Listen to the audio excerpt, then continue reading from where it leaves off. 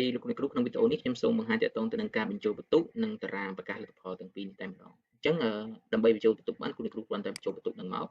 ហើយលោកគ្រូវាបន្ទុកបញ្ចូលទៅតាមកម្រិតនៃមុខវិជ្ជានីមួយៗបាទអញ្ចឹងនៅពេលដែលលោកគ្រូបញ្ចូលហើយបន្ទុកសរុបមធ្យមភាគចំណាត់ថ្នាក់បាទវានឹងដំណើរការដោយស្វ័យប្រវត្តិនេះទេហើយមួយទៀតលោកគ្រូត្រូវប្រកាសថាមេគុណនេះតើមេគុណប្រមាណអញ្ចឹងឧទាហរណ៍ថាមេគុណ9 10អីលោកគ្រូអាចផ្លាស់ប្ដូរមេគុណបានហើយក្បាលបញ្ជីក៏លោកគ្រូអាចធ្វើការផ្លាស់ប្ដូរត្រង់ចំណុចនឹងបានដែរបាទហើយតកតងទៅនឹងកន្ទុយតារាងអីលោកគ្រូអាចធ្វើការលាក់បានអញ្ចឹងលោកគ្រូចិត្តលាក់មកវានឹងមកជាប់ទៅនឹងតារាងនឹងតែម្ដងបាទអញ្ចឹងឧទាហរណ៍ថាបន្ទាប់ពីលោកគ្រូបានបញ្ចូលបន្ទុកហើយអញ្ចឹងលោកគ្រូទៅបញ្ចូលមេគុណបញ្ចូលបន្ទុកអីហើយអញ្ចឹងលោកគ្រូទៅកន្លែងតារាងប្រកាសលទ្ធផលបាទអញ្ចឹងយើងយកកន្លែងតារាងប្រកាសលទ្ធផលនឹងវិញហើយបន្ទាប់មកទៀតយើងអាចធ្វើការប្រកាសលទ្ធផលសិស្សនឹងបានទី1តកតងទៅនឹងការបង្ហាញដែលមានបន្ទុកជាប់បែបនេះបាទមួយទៀតការបង្ហាញដោយអត់ប្រើបន្ទុកទេប៉ុន្តែយើងប្រើនីតិ ABC បាទអញ្ចឹងនៅពេលដែលយើងរៀបបន្ទុកនីតិសិស្សតាម ABC វានឹងបង្ហាញនីតិបាទជា ABC នៅត្រង់ចំណុចនេះបាទអញ្ចឹងសូមចាំបន្តិចមកបាទ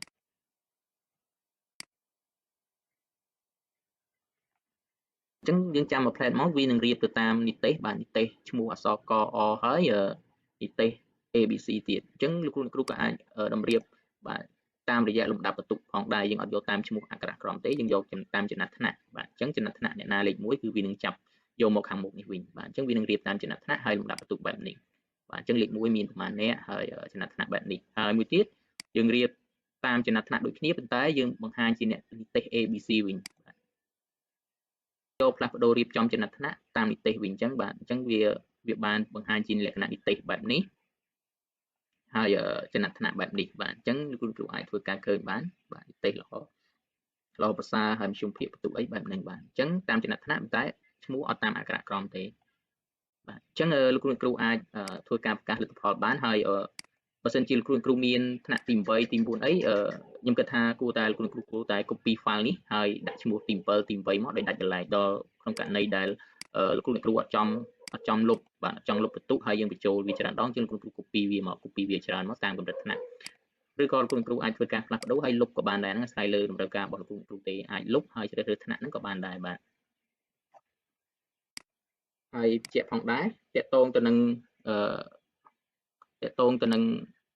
បញ្ជីបន្ទុកនេះលោកគ្រូត្រូវតែបញ្ចូលមេគុណបាទបញ្ចូលមេគុណនេះឲ្យបានត្រឹមត្រូវបាទតែបញ្ចូលមេគុណខុសលទ្ធផលក៏វាអត់ត្រឹមត្រូវដែរហើយនីតិ ABC ដូចគ្នាលោកគ្រូត្រូវតែបញ្ចូលកម្រិតបន្ទុកនេះឲ្យបានត្រឹមត្រូវបាននីតិ ABC បានវាចាប់បានត្រឹមត្រូវដូចគ្នាអញ្ចឹងតកតងទៅនឹងការធ្វើបញ្ជីបន្ទុកនិងតារាងប្រកាសលទ្ធផលតាមនីតិតាមចំណាត់ថ្នាក់តាមឈ្មោះអក្សរក្រមហ្នឹងគឺមានតែប៉ុណ្្នឹងទេអញ្ចឹងលោកគ្រូអាចធ្វើការផ្លាស់ប្ដូរបញ្ចូលហើយ copy file នឹងជា2ជា3បានតាមតម្រូវការរបស់លោកគ្រូ